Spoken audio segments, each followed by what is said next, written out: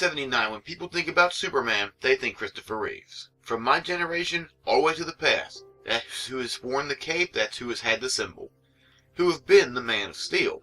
In fact, Superman Returns even tried to tether itself to the Reeves legacy. Now, Man of Steel, to me, feels like the birth of a new Superman for a new generation. Man of Steel takes the old Superman and perfectly modernizes it into our world. They took what made Superman work in the past and actually changed it, rather than just bringing a man of the past into the future as it felt like they did in the 70s films. Now, they're excellent films, don't get me wrong. But you see, that Superman grew up in the 40s and 50s, so he would have the mannerisms of someone who lived in the 40s and 50s.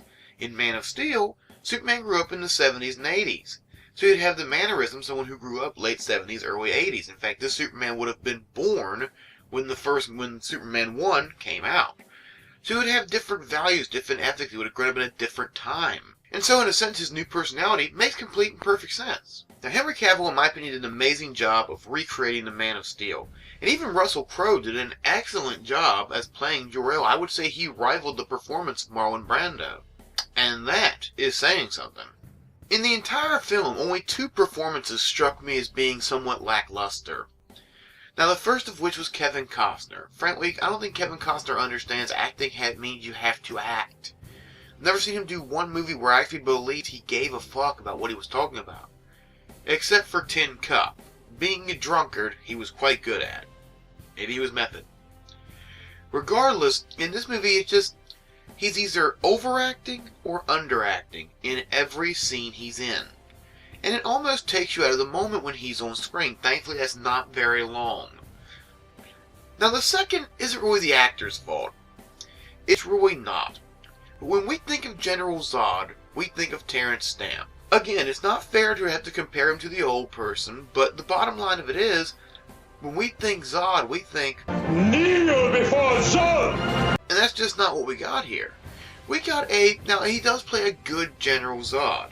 It's just we expect that over-the-top operatic performance from Zod. And what we got was...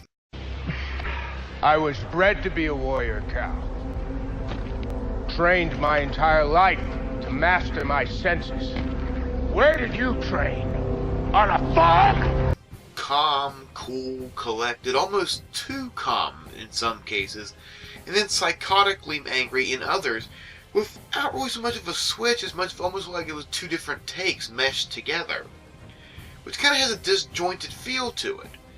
Now, granted, even for a somewhat iffy Zod, he does still make an excellent villain for Superman to fight. It's a great performance, but frankly, it just doesn't measure up to kneel before Zod! Exactly. Now, this Superman is much more emotional and not necessarily the pure white Boy Scout. And frankly, I really like that.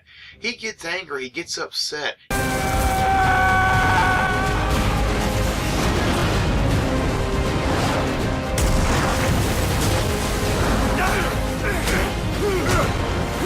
You think you have gotten my mother?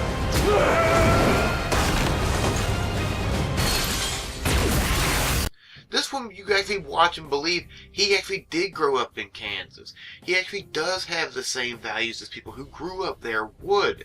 He isn't someone who is so good it's unrelatable. And that's probably the best quality about this picture for younger people watching it. This is a relatable hero, someone who they can model themselves after, and actually somewhat be taken seriously. Now, the final 30 minutes of this film gives us something I never thought I would see on screen, and that is Superman fully unleashed. He's using all of his powers against someone who can match him stride for stride, and it is just probably the coolest action scene I have ever seen.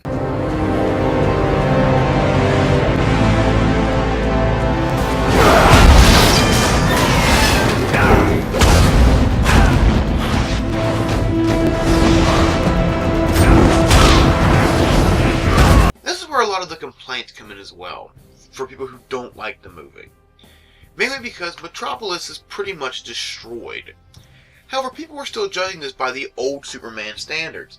He wasn't trying to protect Metropolis in this sense. He was trying to protect planet Earth. And think about it. If the Earth was attacked and we only lost New York, would we consider that a victory? I would. We defeated an alien force and only lost one major city? Not a bad day. I'm not going to hold it against the guy who just saved my ass because we lost one city. Evidently I'm alone in that belief, but that's me. And the next major complaint comes from Zod's death. Now I do that in parentheses because I honestly don't think they're done with General Zod yet. Because think about it. We've seen in the Superman mythos, we've seen characters, quote-unquote, die, only to come back when the story would be ready for it. So for all we know, the reason they had him break Zod's neck wasn't to actually kill him, but to make the audience who didn't know it think, okay, he's dead, so they can bring him back later. So that's entirely possible. Now, admittedly, this is where most people call bullshit, and honestly, I can understand why, I suppose. Because I saw it as being, okay, they're going to save him for the Justice League, that's why I didn't put him in the Phantom Zone, they want to have him out here. Okay. Maybe they're going to have Lex Luthor get a hold of him and he can use him for something or whatever.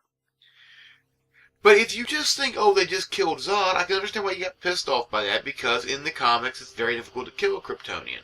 However, this isn't the comic books, this is an adaptation, and some things could change.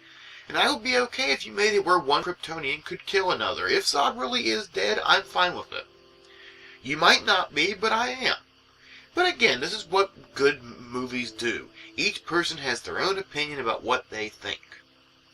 If you didn't like something in the movie, that's great, more power to you. If I don't like something in the movie, same thing. Now personally, I love this movie. I think it's the best Superman movie made to date.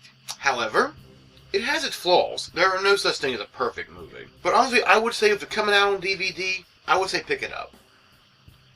Now until our next review, my name is Vega Goose saying, that's my opinion, what's yours? I'll see you next time.